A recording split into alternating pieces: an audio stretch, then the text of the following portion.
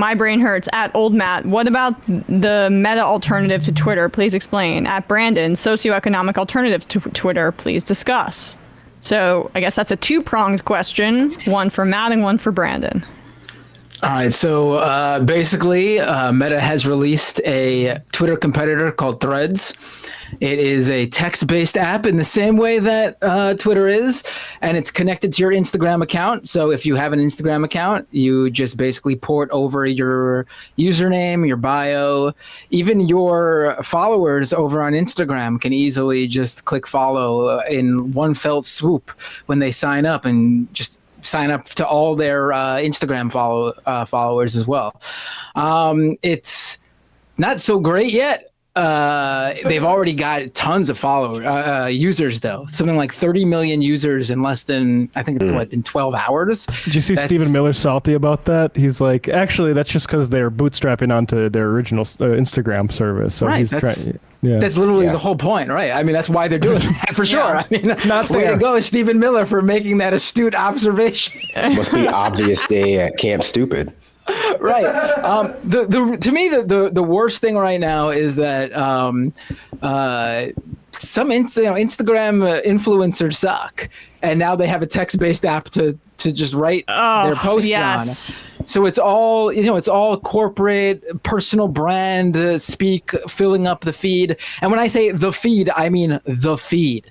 There is one feed on Threads, and it's an algorithmic feed, which means there is no way to only there's no way to only view the posts from people that you follow. So there's no website yet. I mean, you can open up a singular thread post and view it on the web, but like you can't view your feed. You can't log into your account on the web, like on your desktop computer. You can't, your mic. All right. One second. I'll fix it. Being silenced. Yes, and shadow banning Bender for being critical of big tech. That's immediately like the algorithmic. That's the whole bullshit. Like, this is what we were arguing. Like, we actually weren't happy with Twitter before Elon. Like, it's just very unhappy now. And actually, like, Elon, like, he actually obscures a lot of BS, like the Reddit stuff that's going on. Like, all these tech companies, like, there's a lot of BS going around. Everyone just acts like it's just Elon. And Elon is just, like, a flamboyant cartoon of what all, like, CEOs and tech are doing now, which is, like, let's try to claw back some money for the investors. Yeah, I don't think social media is profitable, guys. Yeah. I think it turns out that, like, running websites is not as profitable as people made it out to seem.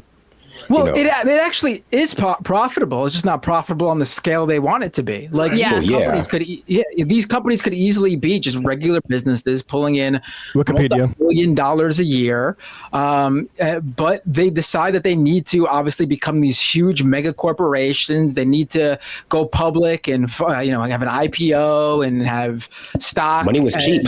That's what's behind Reddit's. The Reddit guy, he's like, we want to make a business at that scale, and we can do it by basically fucking over the entire community and commodifying all the work because I've never heard of the guy who's the Reddit CEO. His name, it escapes me now, like Steve Huffman or something like that. Yeah, never heard of him in my entire life. Yeah. Right? Like, that idea that he added something to Reddit, and it's not just like everybody participating in it collectively, that was actually the magic of Reddit, is absurd. So the idea that he gets to just take these unilateral actions and then go sell it for an IPO, it should offend everybody. Wait, what happened to that guy Alexis Ohanian who's married to Serena Williams? Did he just found Reddit? He's not involved anymore?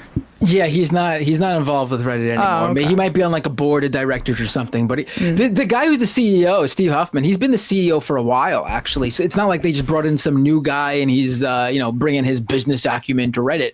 It's even weirder than that. This guy used to be sort of attuned to the platform and its users, and now, because I guess he's been doing it for so long and he just wants to cash out, he's like, fuck it, pretty much. He's like, we got to make money now. He even said something like, it's time for us to grow up or something like that.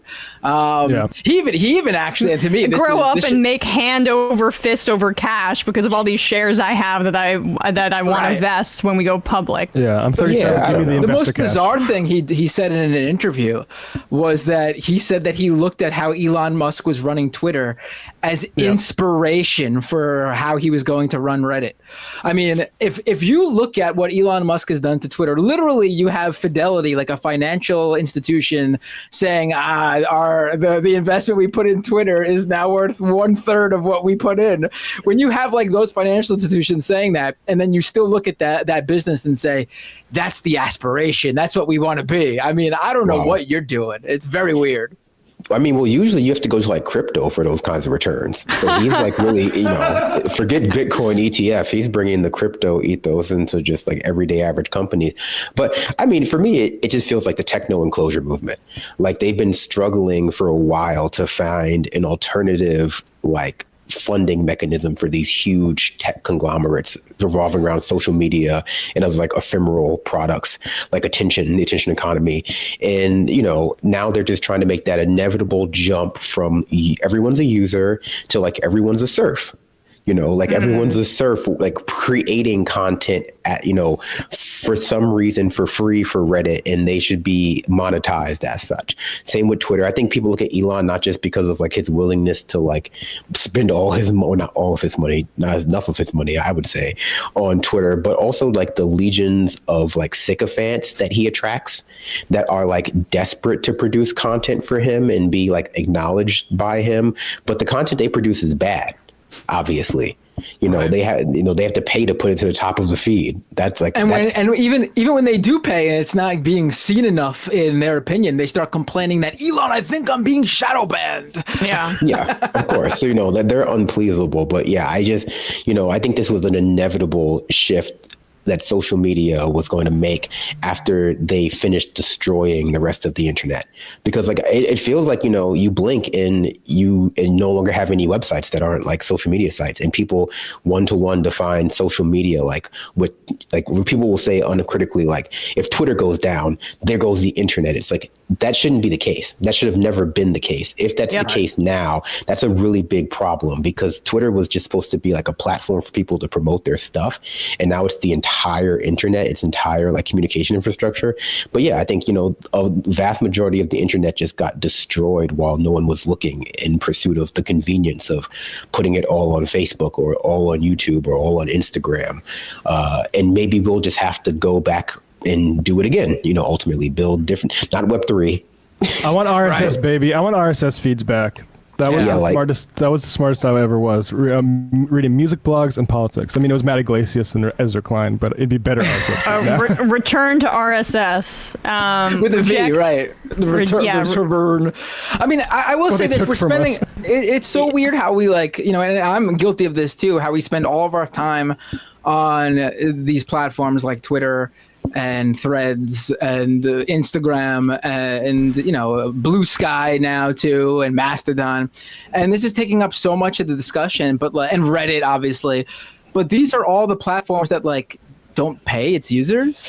Like, say what you want about YouTube and Twitch and even TikTok, they pay people for the content. Like for obviously. Now. For yeah, that's I do think it's such a big part of YouTube that I can't see them going back. To be fair to YouTube, the cut YouTube gives to creators is my opinion, in my understanding, much more generous than any other platform. It's 70-30, which is that's become like the okay like cut. Like I know Apple does that on the App Store. Right. If you're a developer, it's 70-30 cut, you getting 70, Apple getting 30. On Twitch, it's ridiculous. It's 50-50, which should just not be the case. Wow. Yeah. Thank you, Jeff. Yeah, of course. Yeah, no, I mean, we'll see. Whether it's antitrust or making these things public utilities, I feel like we're in this weird dead zone. I think they collapse under their own weight. And collapse, honestly. yeah. That's probably the most likely.